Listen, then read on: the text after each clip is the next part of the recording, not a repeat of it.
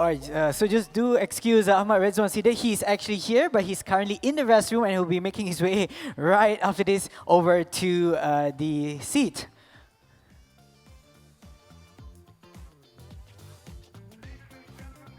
And right now, I'd like to hand over the stage to our moderator, Mr. Safwan. Over to you. Assalamu alaikum and a very good morning, everyone. So I didn't expect I think the first, our keynote speaker, Ivana, it's really moving. I think it's insightful as well. I'm so glad that I've just read I'm still reading The Invisible Woman. So for those of you men especially, go grab that book and read up that book, because then you understand why there is a queue. Normally there's a queue outside the ladies' bathroom, and there's no queue in the men's. Do you ever notice that, men? Look at each other and say, how many of you actually really notice that, right? So, this is where I think we talk about biases and how it permeates into our lives, and suddenly we don't realize that it's part of our day-to-day life, right? Anyway, that's not our topic for today. I think even Ivana has actually opened up the topic of AI in such an interesting manner, and I think that I'll try and do justice as well in terms of our topic while waiting for Cik Ahmad Rizwan to arrive. But since we have almost like a full room here today, just very quickly in terms of what's going to happen, we're going to have a topic is a C-suite dialogue. You're going to have a C-suite in front. Topic is fostering technology innovation for a high-tech future. And there is also Slido, I believe. There's a QR code. No Slido. Okay, so you don't get to ask question. I love this session. Anyway, I'm quite sure there's mic somewhere, yeah? Please just stand up. You have questions, just raise up, and I'm quite sure somebody will rush you with a mic. Again, thank you very much. And again, I still, Cik Ahmad Rizwan is here. For those of you who have not been to an iNation event before, don't worry. Cik Ahmad, silakan. We started off with eNation back during Magic Days. I think in 2022, we were able to draw about a participant crowd of about 800. Yeah, there were a lot more speakers. I think we want to make sure that it's a lot more compact, a lot more focused, and I think this is why we have the session as it is aligned for today. Right, okay, so Cik Ahmad is here today with us, and I think we shall not waste time. Although we are ahead of time, I think I would love to give that opportunity for our participants here to ask questions.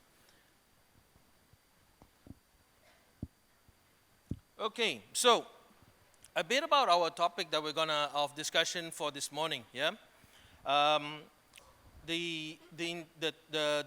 you call it? Topic is fostering technology innovation for a high-tech future, and we want to dive into the tech-driven future, and where leaders, the ones that I have in front of me here today, in terms of will explore their role, our role, their organization's role in advancing the fourth industrial revolution. Cybersecurity, data governance, AI, yeah, and showcasing also cutting-edge infrastructure and technology initiatives towards commercialization. I expect in this room we have quite a number of different participants, startups, spin-offs, researchers, innovators, corporates, agencies, yeah, and so forth.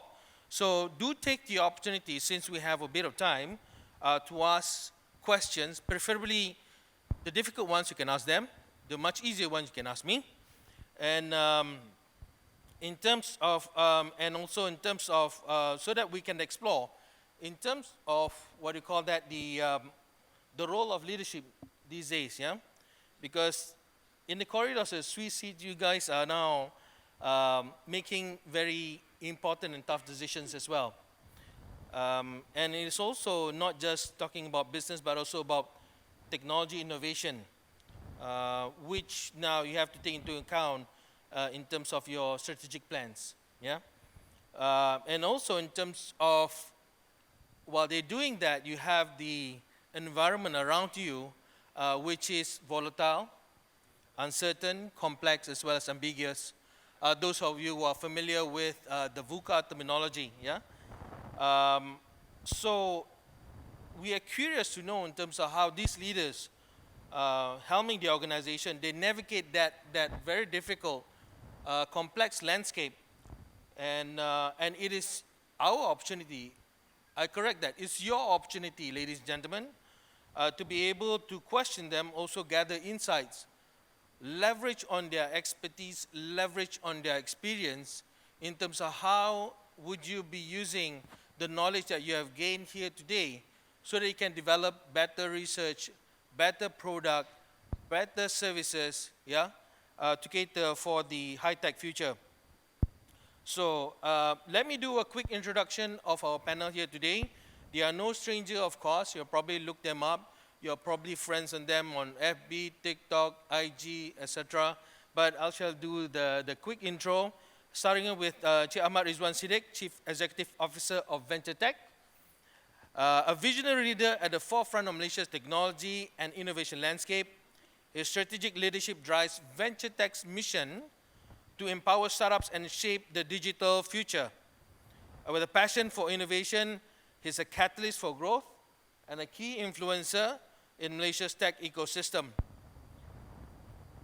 Next, we'll follow by Cik Kamarul Arifin, a seasoned corporate leader with 30 years of experience, steers Cyberview, the master developer of Cyberjaya, as its CEO. His expertise covers strategic planning, business development, leadership, in terms of developing and shaping the future of Malaysia's premier global technology hub. And also we have Marian Kamal, a seasoned executive with Nextgenta with a proven track record of driving growth and creating value for stakeholders, offering a unique blend of investment experience and technology expertise with over 15 years of experience managing strategic investment in various industries at Khazanah Nasional Berhad. Fun fact of one of the panelists here, in 2 days' time, it will be his 100th day helming the organization. Guess which one? Oh, come on, guys. Don't have to refer to ChatGPT for this. Okay, so no, I just dig up that thing, Cameron, and I saw that you joined at August 14, so I was counting, not really counting, I was using the calculator, yeah? So it comes that your 100th day will be on the 22nd of November. Isn't that exciting? So we'll spend a lot more time in terms of asking you questions, tougher ones. Okay, so I'm going to shoot the first question to Cik Ahmad Rizwan. Venture Tech plays a pivotal role in accelerating growth of local companies in high technology market.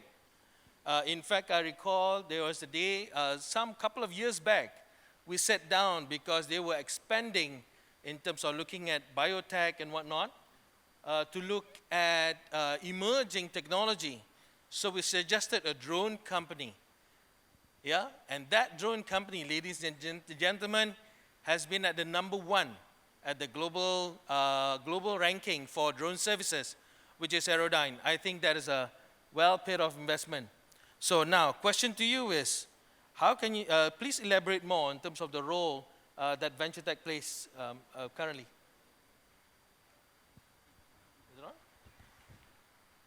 Ah, yeah. All right. Bismillahirrahmanirrahim. Assalamualaikum warahmatullahi wabarakatuh. First of all, thank you very much to Meranti for inviting Venture Tech and myself to represent Venture Tech to this superb event that you have right here. So yeah, I think just going back to how we were introduced, yeah, Safwan. I think it was in 2017. Yeah, when we got introduced to a local drone company, which, well, cutting a long story short, we became investors in that company until now. And that is actually a story of how a company like Venture Tech is doing its role in this country. So the mandate of Venture Tech is actually to encourage the participation of local companies into the high technology and high value added sector. And some of these high technology and high value added sectors includes the IT sector, the biotech and bio-based industry. And again, a company like the drone company fits our mandate, whereby we participate in the company to encourage them into becoming local champions, regional champions, and inshallah, if God willing, world champions, right? So in venture tech, we assume that catalytic role to assist in the transformation of the nation's economic development trajectory, because we want to advance the capability of local technology-based companies in the targeted growth areas that we have, right? We cannot look at all targeted areas. Obviously, resources are limited. So we focus on 3 targeted growth areas, which are the biotechnology and bio-based industry, the green industry, and also the emerging industry. The aim is to provide opportunities for growth to generate socio-economic benefits to the country. So the mandate of venture tech is actually to encourage the participation of these local companies so that they go into high-tech and high-value added industries. Why? So that they can create high-income jobs, which will benefit the rakyat and elevate our country to become a high-tech nation, right? When we create opportunities for our local graduates to go study the high-tech and high-value added stuff, we also would like to create high-tech and high-income jobs for them, which is in the, like I said, biotech and bio-based sector, emerging sector, and also green technology sector, right? So we all play that role to advance the country towards becoming that advanced economy. So our mission is actually to build local industry leaders in these high value added emerging areas and contributing to the sustainable economic growth through innovation and also strategic collaboration, right? So what we provide is actually the critical bridging fund to enable them to explore new technologies, expand their research and development, and create an environment conducive to this technological investment, right? We encourage the risk sharing among key players and stakeholders in these high-risk ventures, technologies, obviously high-risk ventures in these targeted strategic areas that can generate both commercial and societal returns in terms of the economic growth, high-skilled jobs, and this socio-economic multiplier, right? So again, like I said, we have currently invested and approved in 29 companies, whereby 18 of them are active companies, and the others are whether they are still waiting for disbursement, and also investments that we have made an exit from. Right? Thank you. For your information, they have 2 sets of funds. Correct me if I'm wrong. They have a local government fund for local investment, and they also have partnered up with SBI, SoftBank, for international investment. Okay, so now I'm switching gears to Marion. I know this is sort of like jump the gun a bit, but if we're talking about in your space, we visited Nexagenta and see a lot of fun stuff, you know, in terms of the monitoring center.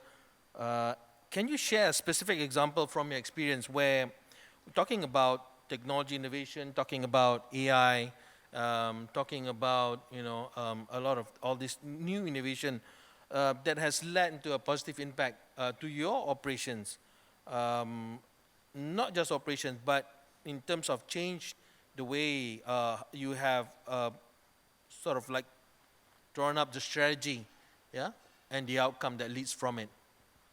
Thanks, Savan.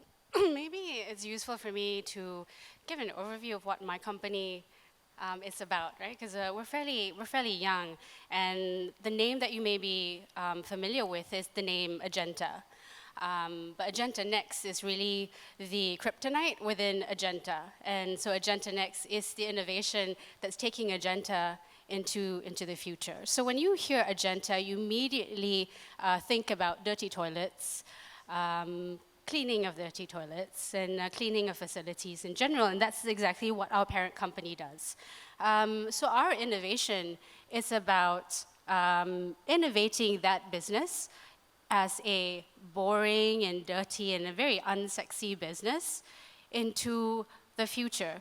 So if Agenta is known to be in the past as a body shop, a place that supplies cleaners, Agenta of the future is known to be the company that is helping you manage your assets and facilities in a smarter way, because we have predictive analytics, we deploy robotics.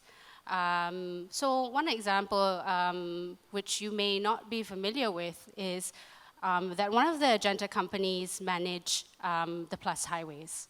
And when we do that, we have analytics analyzing the number of potholes, analyzing the area on the highway that needs cleaning, that needs fixing, and all of that is done with computers, right? So these are things that people don't see.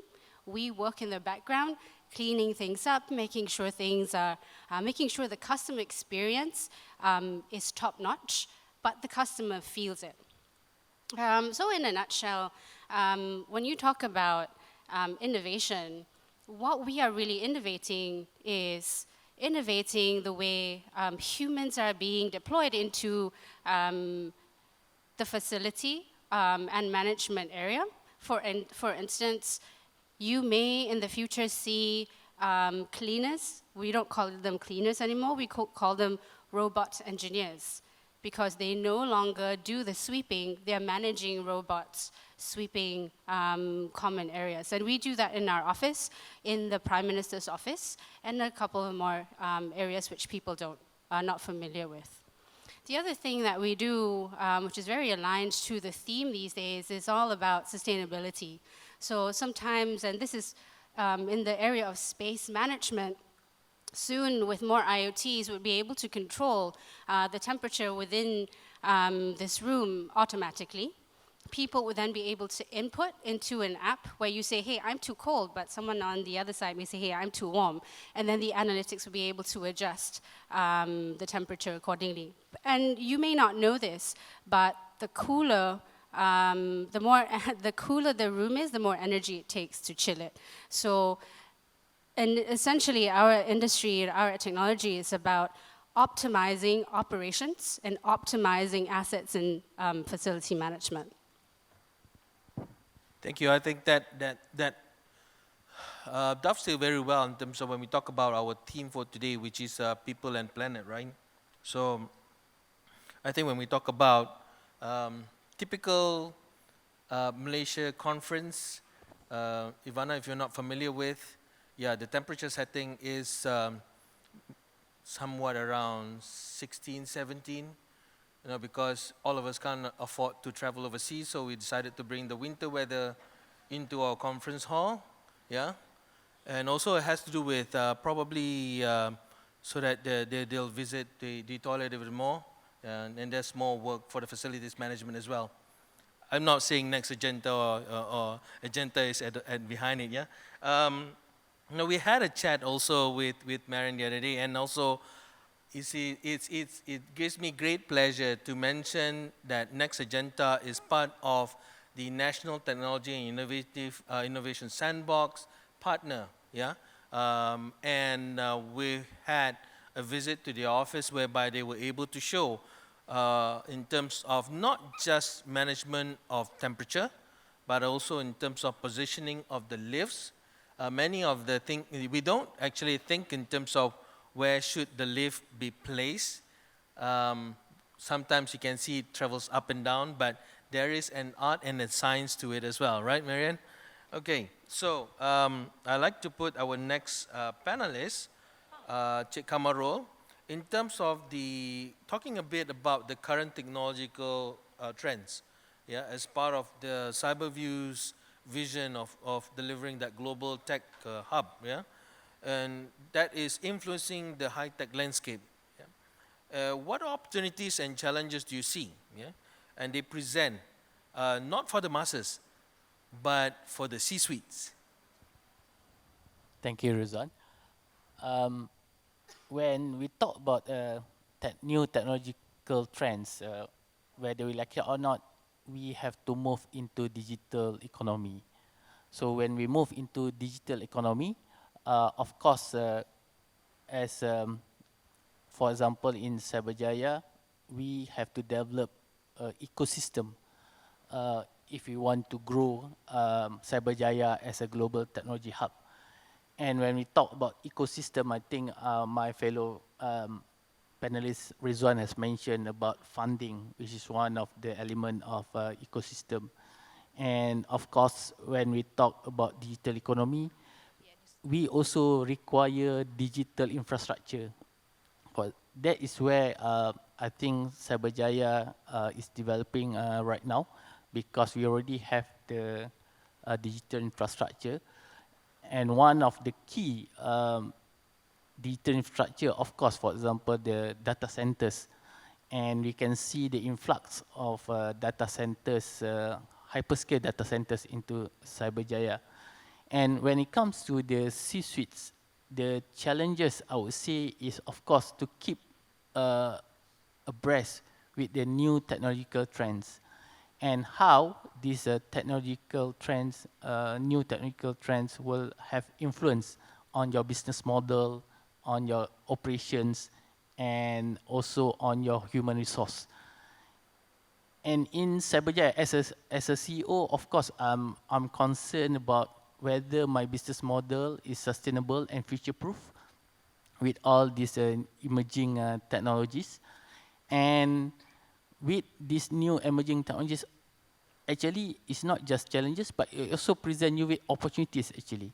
Because now we can move into digitalization, which is quite important for us to improve our operational excellence.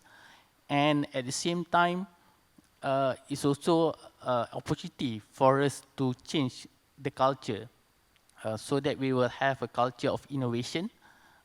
Innovation become what you call it, a way of life. And with innovation as a culture and a way of life, I believe the operational excellence will be achieved, and at the same time, it can move the company into a more sustainable and future-proof business model. And I would like to emphasize that in Cyberjaya, we are very, I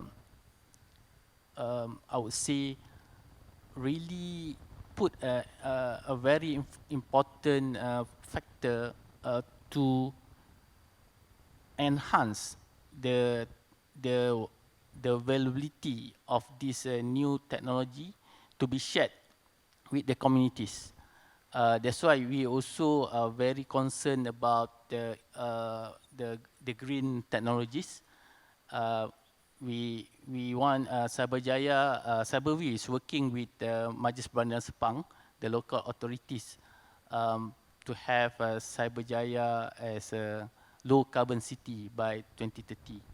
So this also put a requirement for companies to have a ESG framework, which in Cyberview, we already have this, and we are going to implement a lot of initiative to achieve this ESG framework that we are targeting for. And at the same time, in Cyberjaya, because of this influx of data centers, hyperscale data centers, there also requirement for green energy, because some of them, they want to become a green data centers. So we are also looking into this, how we can bring green energy into Cyberjaya, for example. So we are working with a few entities so that, for example, using solar power and other forms of green energies that can be utilized by these hyperscale data centers. So as I said, apart from challenges, they also present a lot of opportunities for us as a real estate company to move into other areas of digital infrastructure. Thank you, Cik Amaro. I have been in Cyberjaya for quite some time. Can I see a show of hands? Anyone staying, working? Oh, cepatnya Adit. You're supposed to wait until I finish asking the question. You go and won't get any marks then. Can I repeat the question again? Anybody staying, working in Cyberjaya? Can I see a show of hands? It can't be Adit alone. Okay. Cik Kamarul, there are your stakeholders. I've been in, fun fact, in Cyberjaya since my MDEC days in 2005. Stayed on until 2019. I made a switch of jobs, but from MDEC to DHL. For those of you familiar with MDEC and DHL, that's just across the street. That's how far I want to go. And then I returned back to MDEC. So I never left Cyberjaya until recently when we merged between Magic as well as DPM. Another fun fact also, the population has, take a guess, what's the day population of Cyberjaya? 100,000. 200,000. Can I have we have a bid from Madid here, 200,000, 200,000, 200,000? No? Actually, it's about 145,000. That's the number of population now. You have 400 MD status companies. You have 7 universities and IHL, Institute of Higher Learning. You have 40 GLCs as well as agencies. I didn't know that this was the number because back then it was much simpler to get food. Yeah, so you just measure in terms of it's either Dunkel or the bus station. Very easy. But for those of you now, you got the Chef, the Pulse, Neo, and then all the other eateries. Yeah. Okay. Well, coming back to the next question, I'm going to ask again, Che Ahmad, as again on the role of the C-suite leadership. Yeah. In terms of how do you view, I believe Kamarul touched a bit about the view of technology as well as innovation in terms of how it shaped your strategic direction as well, in terms of going forward. So you mentioned bio-based, green industry, as well as now emerging industry. So, but how does technology innovation, throwing AI as well, shaping your strategic direction? All right. Good question. Okay, let me first of all, define the need for innovation, right? Because sometimes we always talk about technology. We talk technology first, innovation second, and all the other things later, right? And we always get excited about new technology, be it blockchain, AI, gene editing and all that, right? And certain terms we use, like for example, deep tech, which is higher than say a shallow tech. A deep tech where, for example, where you are working in quantum computing, you are working in gene editing, so that's considered deep tech.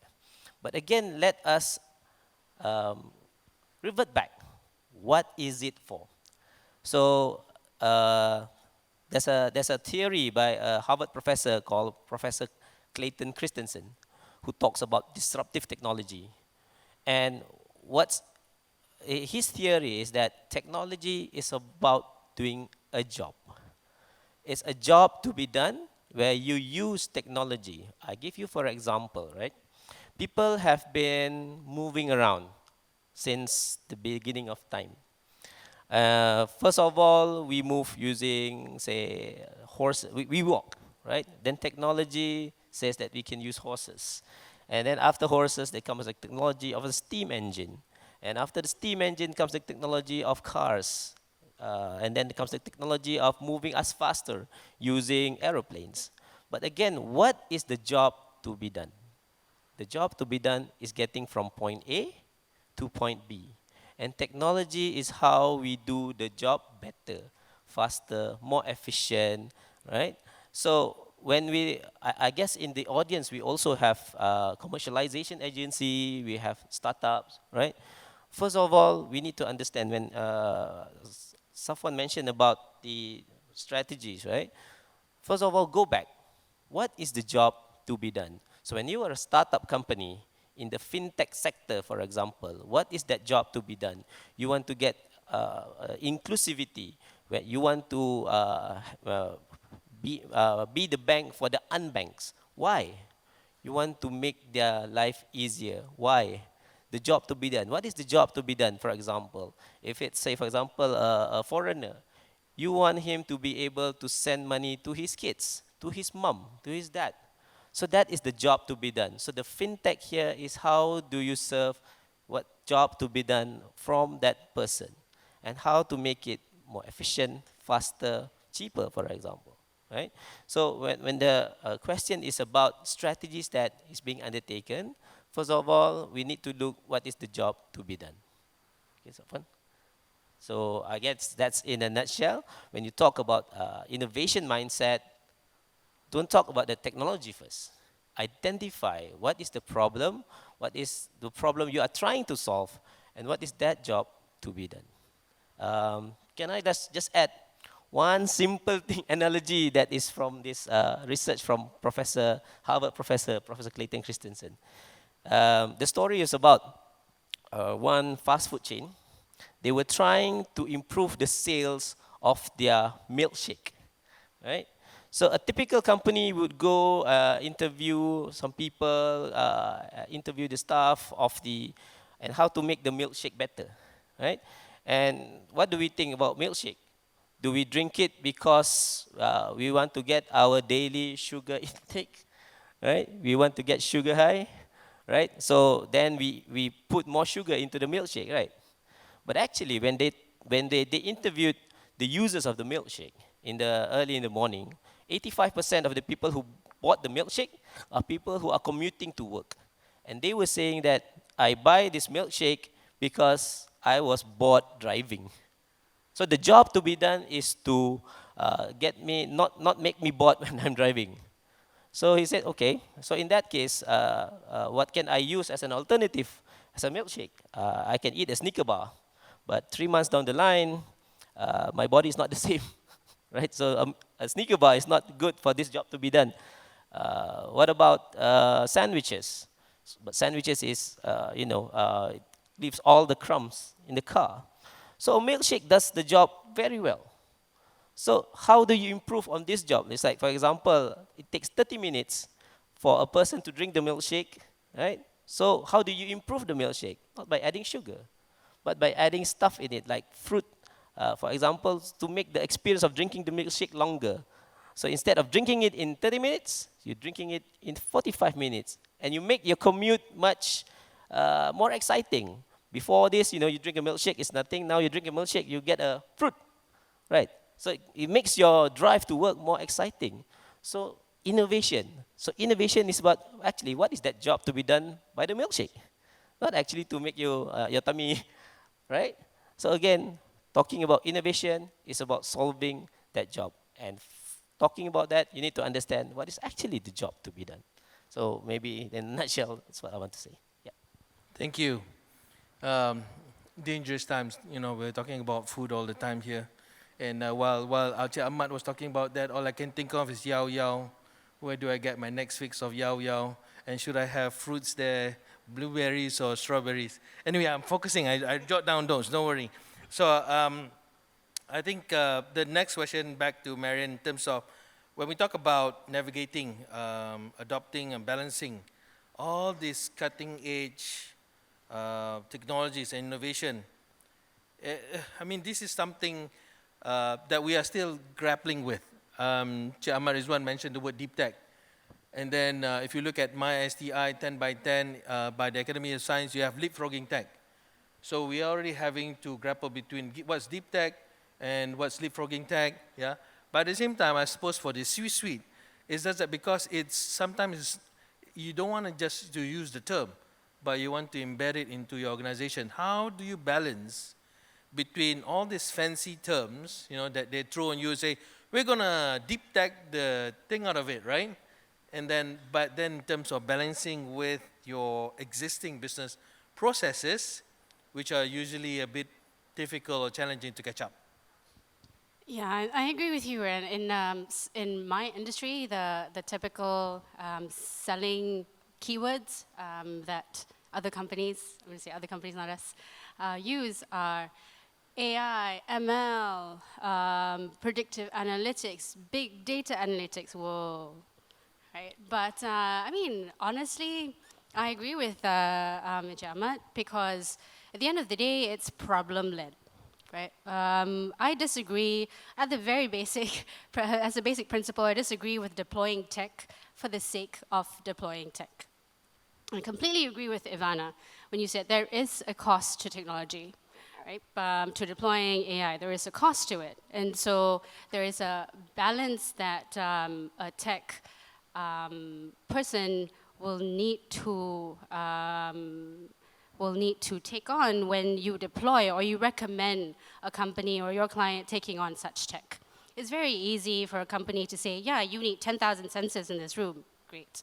But all these sensors cost money, but it also costs energy, right? So the key here is understanding what the problem of the customer is and deploying just the right amount of tech to solve that. So again, my industry is very boring, but we're making it interesting.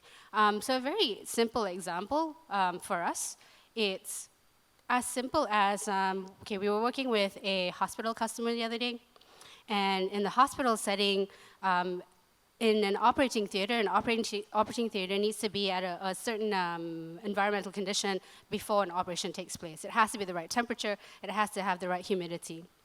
The simplest thing is for the building management system of the building to understand that there will be a procedure will be done at, let's say, 12 o'clock. So you need to power up, you need to start cooling the room 30 minutes from that, and it should be done automatically. What we experience in a typical hospital setting is the engineer will need to set an alarm on the phone to say, 11:30, okay, there's a procedure to be done at 12 o'clock. I need to run down to the basement, change the setting of that operating theater, run up to the operating theater, make sure it's changed. 5 minutes before the procedure is done, or 10 minutes, I have to make sure that it's at the right temperature for the procedure to happen. See, all of these things are currently manual. So what we deploy is just a very simple system, not deep tech, not big data analytics. It's just automation to be able to solve this problem. So I agree with Encik Rizwan. It's all about what is the problem and how do we solve it based on the technology that we have. Thank you. I think a common theme that I believe also our discussion with our CEO is about don't rush into the technology aspect of it. Yeah.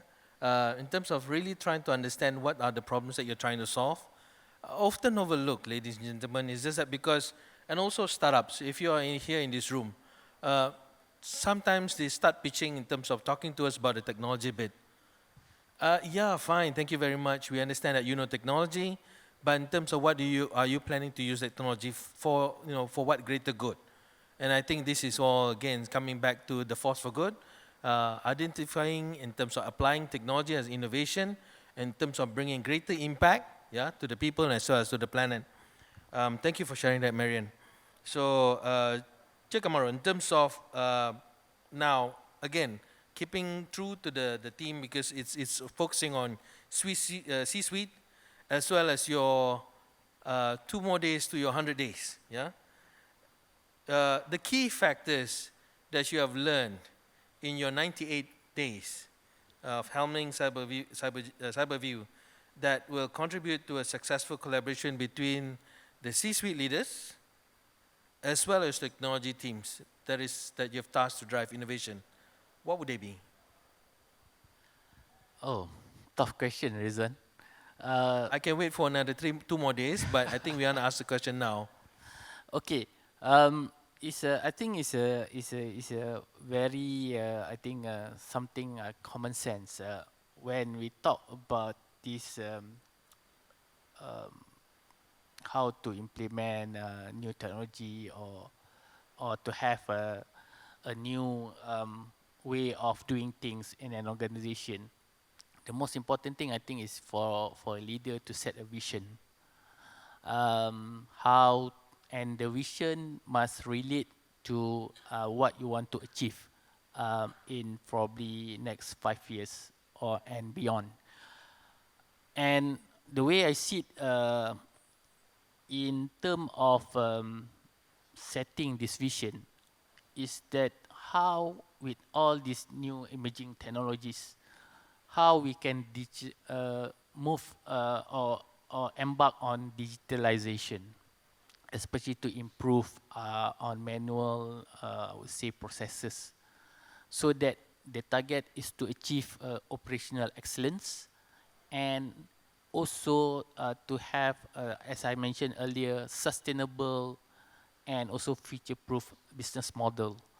Because if you're doing or you have or you are doing something as usual, business as usual, in the future, probably you won't survive as a business entity. So, and to have this, of course, apart from the vision, you must have also a sense of collaboration to get the team members to work together to achieve this vision. And there must be also an allocation of experimentation. We must have a bit of a culture of to accept failures when we experiment.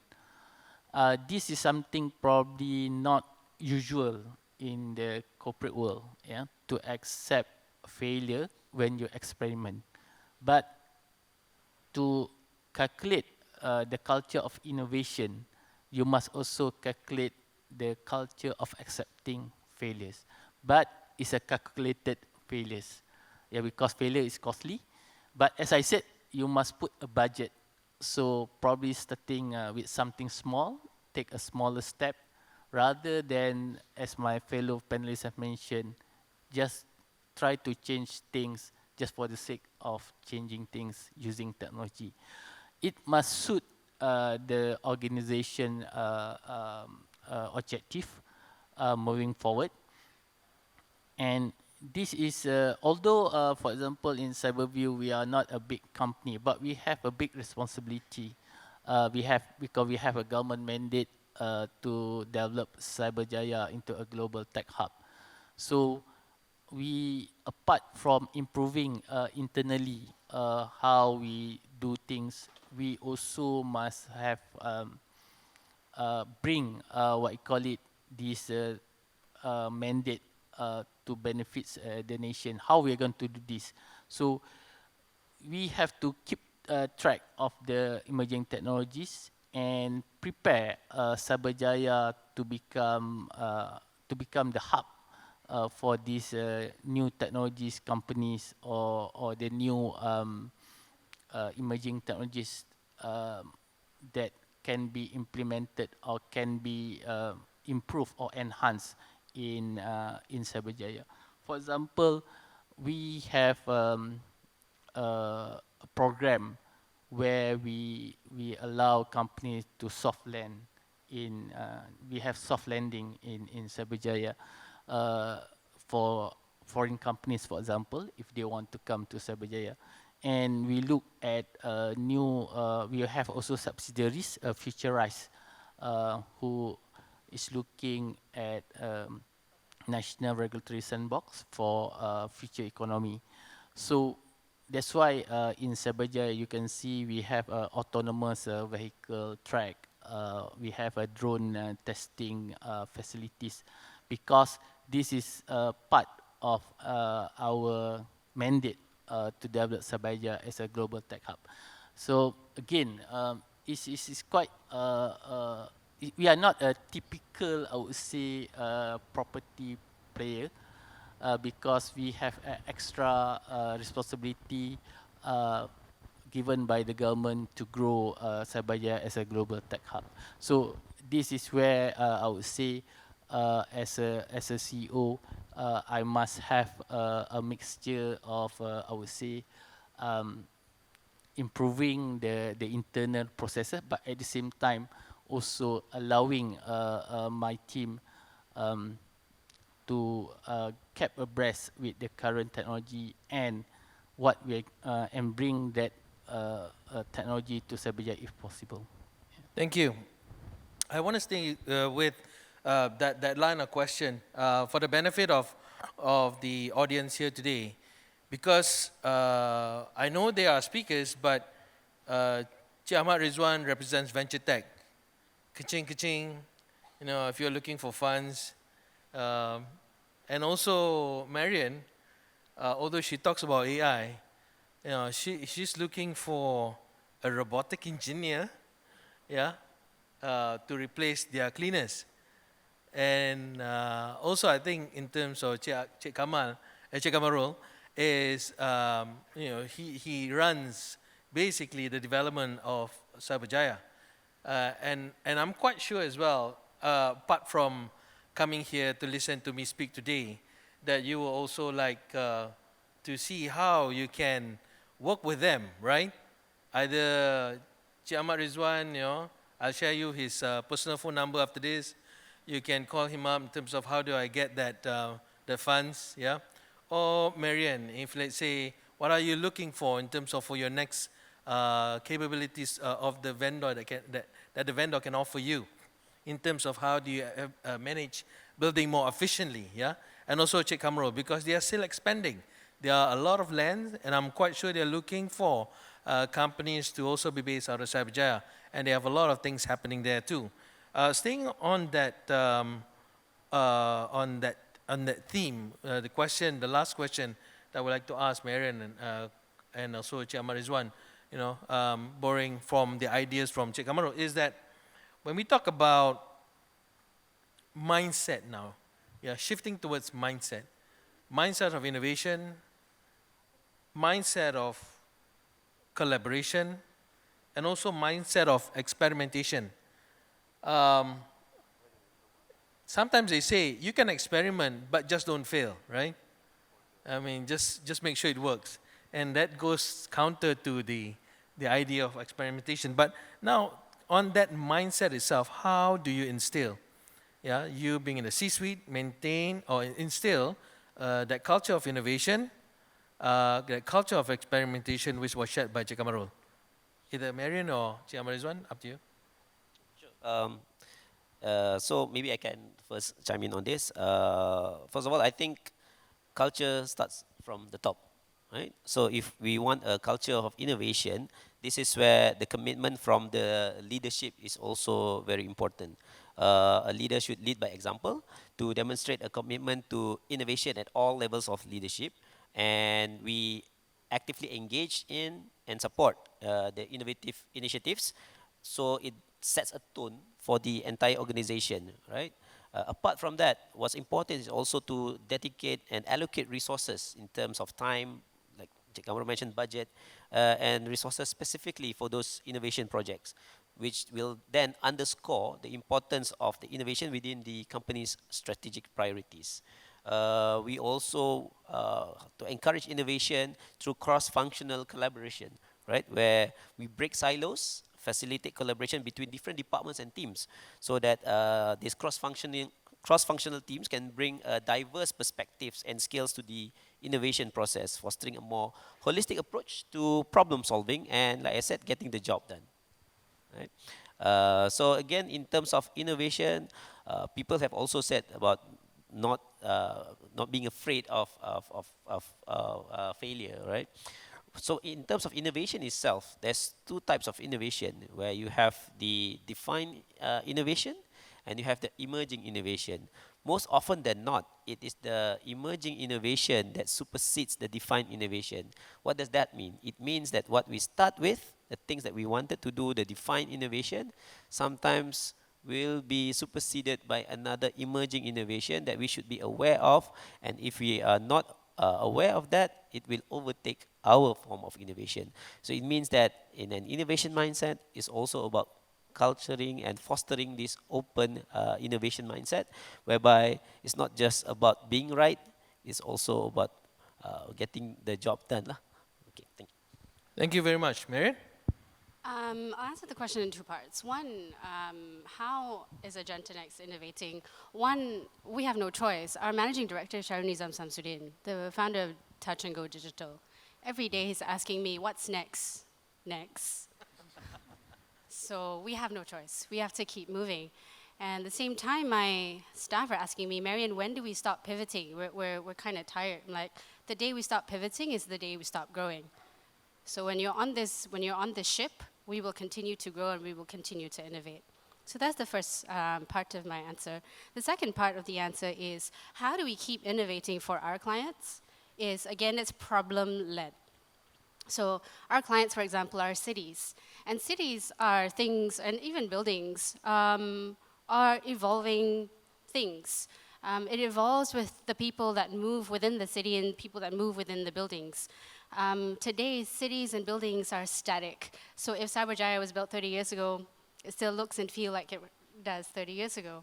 So our future, our next innovation is to allow cities like Cyberjaya to continuously evolve with the people around it. And this is what's happening with the more developed nations like London, where things are pretty much static and you can't really move, but it needs to grow with the people within it. They have new technologies like IoTs and analytics to tell or to advise municipalities on how they should then build their next building or where they should place certain public spaces and public amenities. And that is our next innovation. And again, that is led by a problem. And the problem is how would the people of the future move and how would the people of the future be more comfortable in the space that they're in? Again, it's all about operational excellence and it goes back to the people in returning that value back to them. Well, thank you very much. I think we have much has been spoken. I do not want to summarize. We have 5 minutes left, actually. I do like to give the opportunity to maybe one or two lucky participants to ask questions. If you can, not everybody at one time. Yeah, so yeah, we have the first question. Can we get the mic? If you can state your name and if you are representing a company or a university as well. My name is Jordan Tan. I do not represent any organization. I'm just here as an individual. I'd like to ask a question about the toilet business. You know, for example, many of the toilets that I've gone to, they use formaldehyde, which is they use to preserve dead body, and I think it's a possible cause of nose cancer. And but some of the better toilet, they use something, some other technology. For example, you can just use an air blower. It will improve the circulation. The smell will be reduced. So, what other technology are you using to reduce the smell and also the health of the people who use the toilet? Okay, there's one question now. The other question is, in the past, we used to talk about microplastic. Now the health trend is on nanoplastic. For example, the car tires that got wear out, you know, your tire used to be new and then it become worn up, it become botak, you know.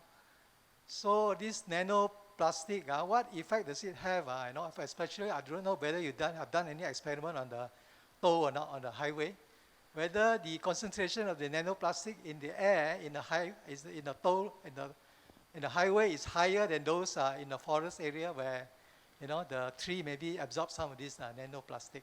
Your comment on this? Thank you. I can't think of anyone else. He got me at toilets. Yeah, so thank you very much for that question. Number one, I'm going to tell you that I don't know the technical answers to your question. They are very technical questions. But happy to, we do have a division within our team that looks at green technologies.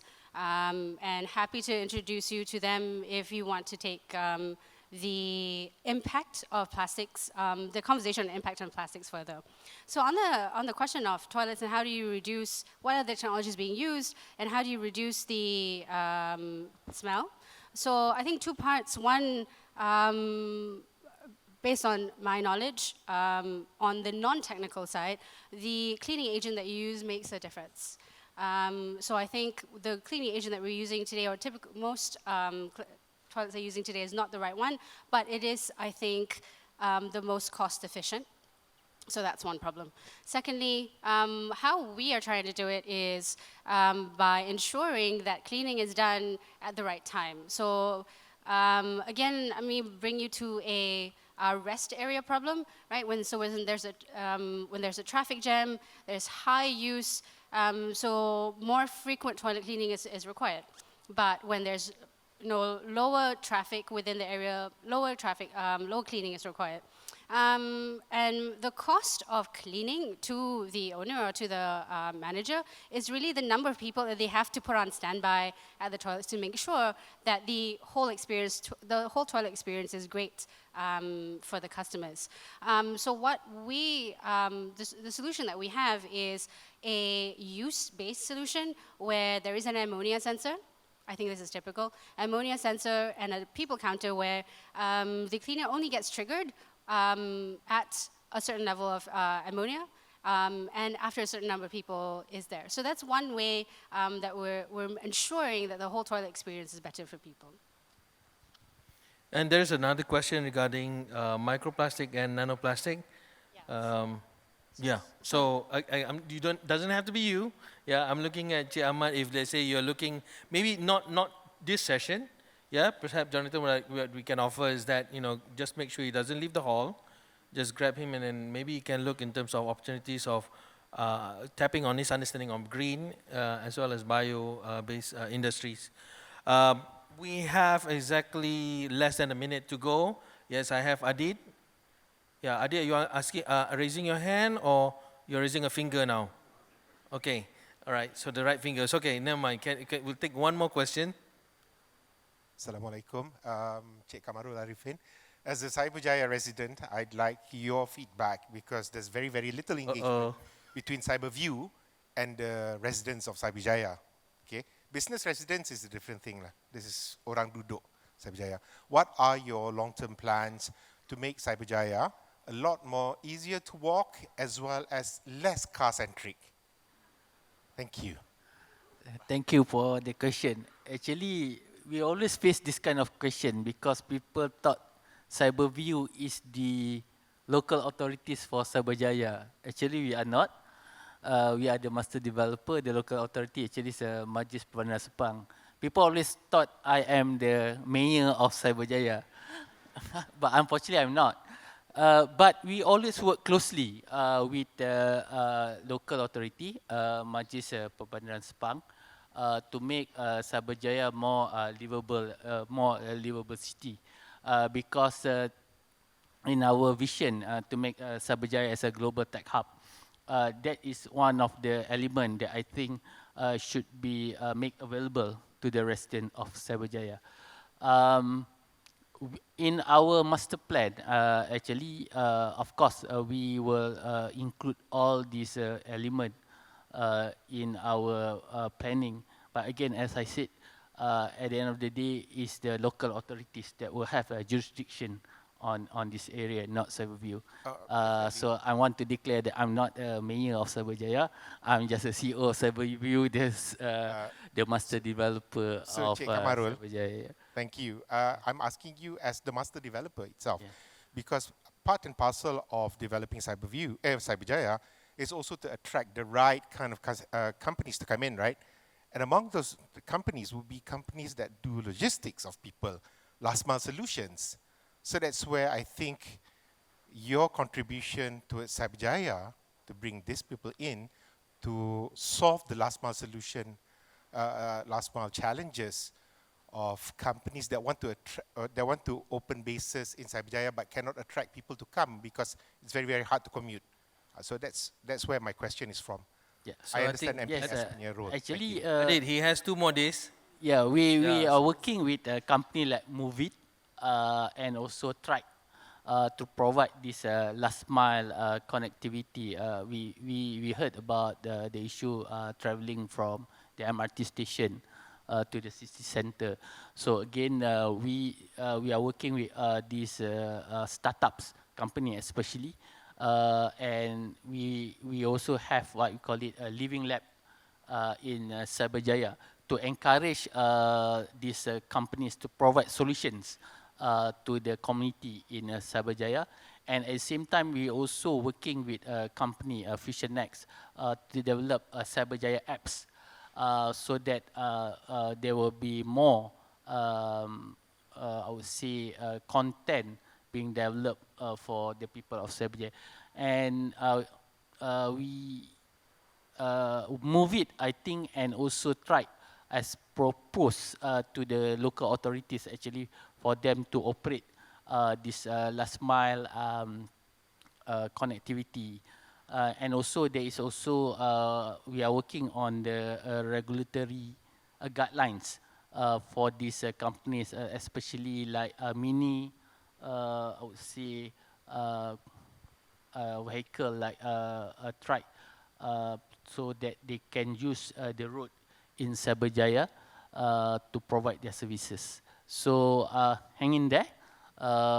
We value your feedbacks, and we will work together with Majlis Peranakan Sepang to improve the livable condition in Cyberjaya. Thank you. Thank you, Sheikh Kamarul. It was not a planted question. I did not invite Adit. He came on his own. Yeah. But thank you, Adit, for the question. And ladies and gentlemen, we have actually gone beyond our time. But again, thank you so much for your participation, as well as to listen to the C-suites here. I'm Safwan Zairi. I'm from Meranti, and at Meranti we accelerate our technology as well as. Sorry, I wanted to say something, and this is very important to me. It's just that it was just come yesterday night. So at Meranti we accelerate demand-driven technology R&D, yeah, to position Malaysia as the nucleus for innovation, as well as the leading nation for technology to become a technology producing nation. Why I keep referring to this is just hot out of the press, and I think I think it's important for everybody to know in terms of the role of the Meranti and what we play. I am hoping that we can engage after this. I'm open to any questions, even your panel as well. And I really want to say again, thank you very much to the C-suite I have here today with me, Encik Ahmad Rizwan from VentureTech, Myron Kamal from Nextagenta, as well as Sheikh Kamarul from Cyberview. Thank you very much for your attention. Thank you very much, ladies and gentlemen. Ladies and gentlemen, another round of applause for our moderator, Mr. Safwan, as well as our panelists. Let's give them another round of applause. Very insightful session as well, but of course, we're going to take a group photo on stage first.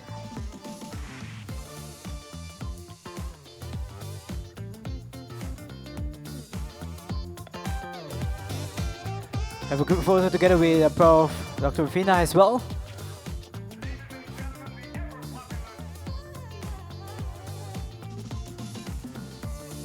With a thumbs up.